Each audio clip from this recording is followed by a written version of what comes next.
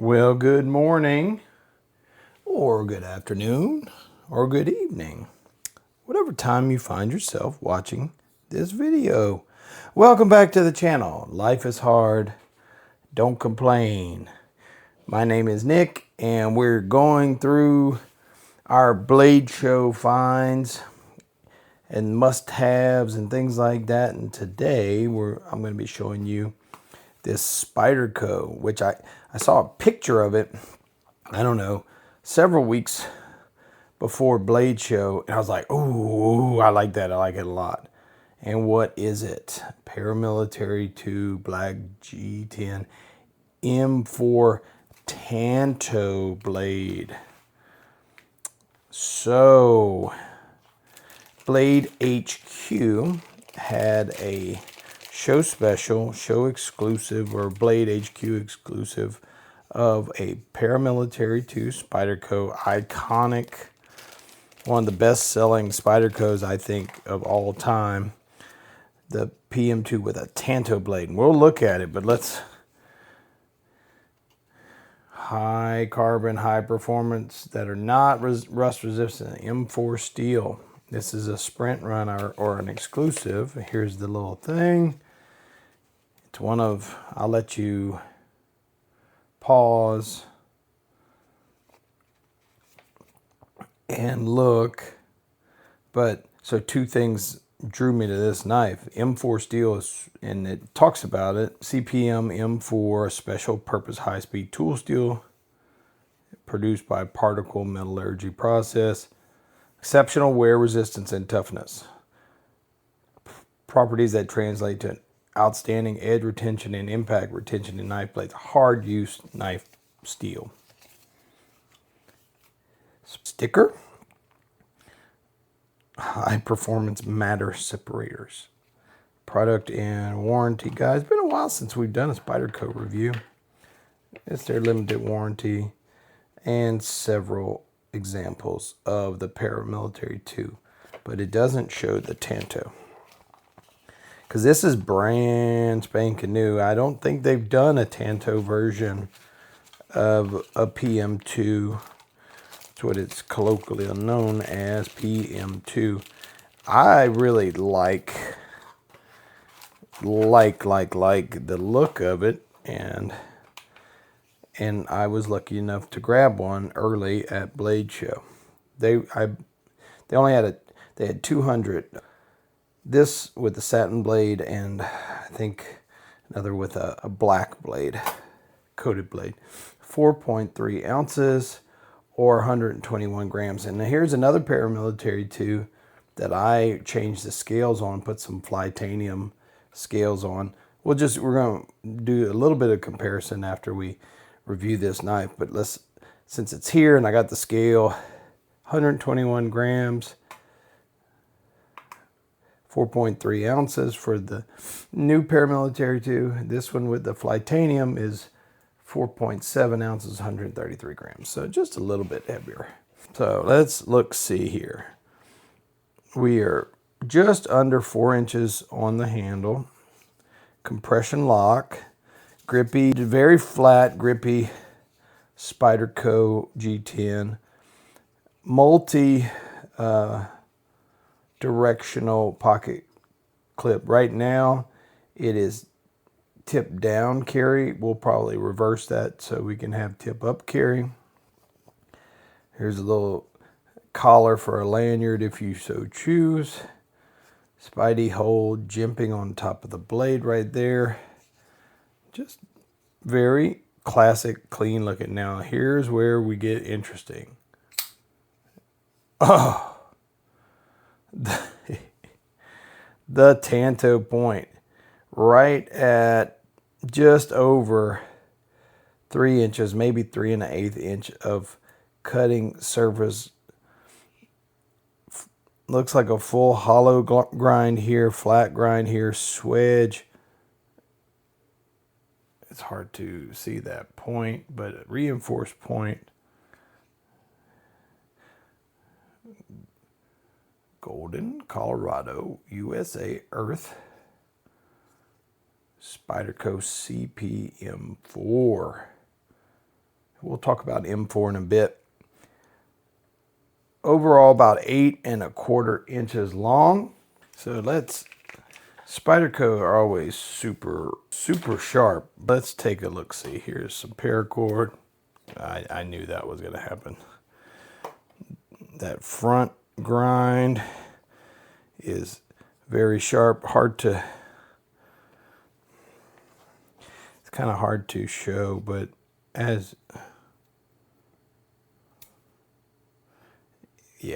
the geometry here is, Spyderco geometry is some of the best in the knife business. Undeniable. Whether you like the way they look aesthetically, that's a whole other bag. But I think if you don't know Spyderco has been around. I was introduced to Spyderco in the 90s by a good friend of mine who was a sheriff's deputy at the time. I think he's a state trooper in Louisiana now, but he had a Spyderco. I'm like, let me see that knife. Oh, I thought he liked ugly things. He loved Glocks and he loved Spyderco. Some nice black coffee this morning.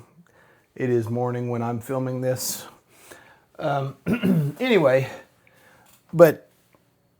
and he had one of the old OG original serrated Spydercos, and it was, yeah, I didn't like it because I didn't like the way it looked, but boy, it was undeniable by the performance of it. Now, Paramilitary 2 has been around for like 16 years now. It was designed by Eric Glesser, who was the son of the founder, Sal Glesser of Spyderco. Paramilitary 2 frame is just super duper popular. Let's talk about M4 steel a little bit. M4, it's a tool steel that has great edge and wear resistance. It's super tough, and I think it's appropriate with Spyderco because of, these are not safe queens. These are made for hard use. That's the thing. And they're not stainless. So we'll put some wicked wax on there in a sec. But let's talk about what they're made up of. It's 1.4 carbon, 4% chromium, 5.25% molybdenum, 4% vanadium, 5.75% tungsten. They do a really high HRC on this guy, 62 to 64. So it's a slicer.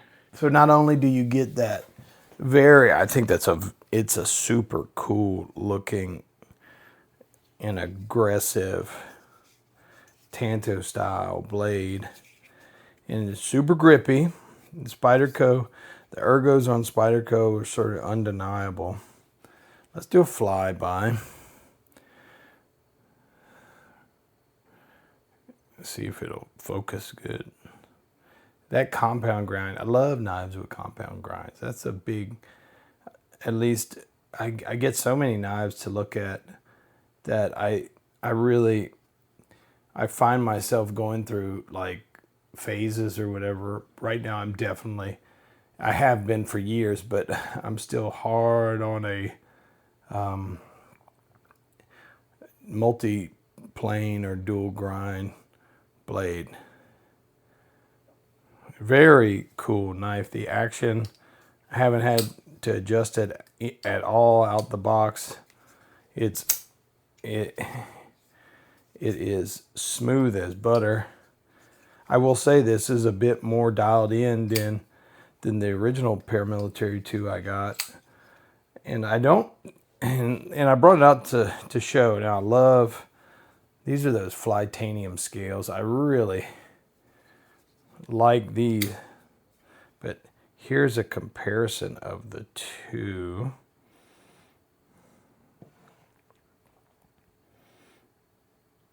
We'll put it on right at that finger choil, if you want to call that much of a choil. So, here's your traditional Spidey grind, and this is in CPM S45VN versus M4. And here's the thing about M4. There's always a trade-off when you go into such a hard vanadium heavy steel. In this case, not just vanadium, it's the tungsten and the molybdenum. This has really hard abrasion resistant carbides in steel. This is S45VN, which is really good at edge retention as well, but this one beats it out as far as that. But here's the thing, this is a bear to sharpen. So if you're going to use this knife a lot, this is sort of caveat emptor. If you're going to use it a lot, you need to know how to sharpen, and you need to have the proper sharpening equipment. You have to have diamond stones with this. Some of the more experienced guys out there may have opinions about that and say, well, you could get by with X, Y, and Z. I'm learning more and more about sharpening, but I'll just say S45VN is much easier to sharpen than M4, but it's not. This is not easy to sharpen either.